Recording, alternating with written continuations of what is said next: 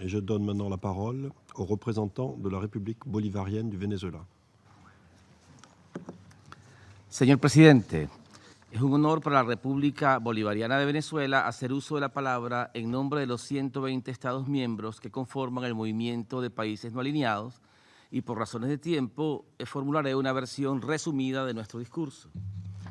El movimiento aprovecha esta ocasión para renovar su compromiso con la lucha contra el terrorismo en todas sus formas y manifestaciones, por considerarlo como una de las más graves peligros y amenazas para la paz y la seguridad internacionales. Cualquier acto de terrorismo es criminal e injustificable, independientemente de su motivación, del lugar y del momento en el que se cometa y de quienes lo cometan. Los actos de terrorismo son las violaciones más manifiestas del derecho internacional, incluido el derecho internacional humanitario, en particular el derecho a la vida, toda vez que privan a las personas del pleno disfrute de sus derechos humanos y libertades fundamentales.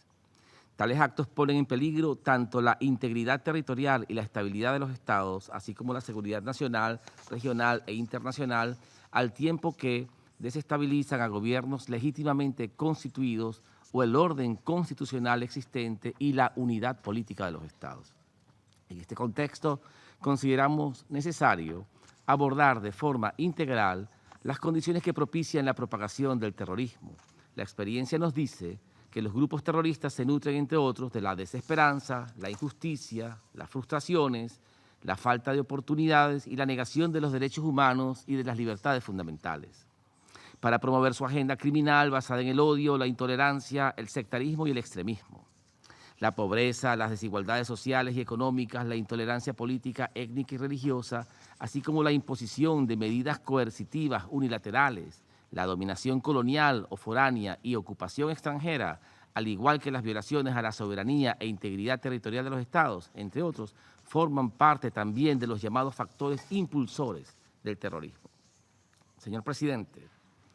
el movimiento expresa su determinación de tomar medidas rápidas y efectivas para eliminar el terrorismo internacional y en este contexto insta a todos los estados, de conformidad con la Carta de las Naciones Unidas, a cumplir con las obligaciones contraídas en la lucha contra el terrorismo en virtud del derecho internacional y del derecho internacional humanitario, a través del enjuiciamiento o, cuando proceda, la extradición de los perpetradores de actos terroristas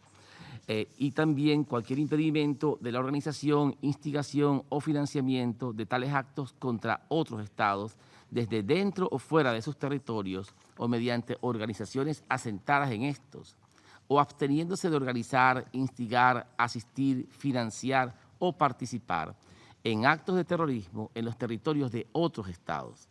así como abstenerse de alentar actividades dentro de sus territorios orientadas a la comisión de tales actos y de permitir el uso de sus territorios para planificar, entrenar o financiar dichos actos, o abstenerse de suministrar armamento u otro tipo de armas que podrían utilizarse en actos terroristas en otros estados. Los estados miembros del movimiento notan que el financiamiento del terrorismo es un motivo de gran preocupación que debe combatirse con determinación.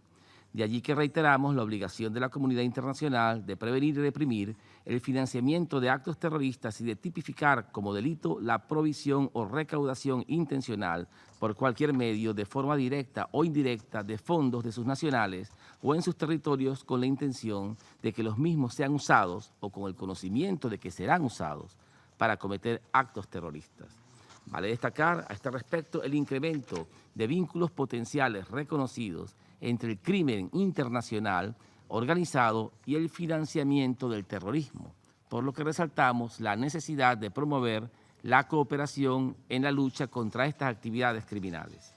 Asimismo, alentamos a las entidades de Naciones Unidas a cooperar con los Estados miembros y a continuar brindando asistencia previa solicitud para implementar sus obligaciones internacionales en la lucha contra el financiamiento del terrorismo, al tiempo que reconocemos la importancia de compartir información y de buenas prácticas, incluyendo desde las unidades de inteligencia financiera a lo interno y entre los gobiernos, con el propósito de combatir efectivamente el terrorismo.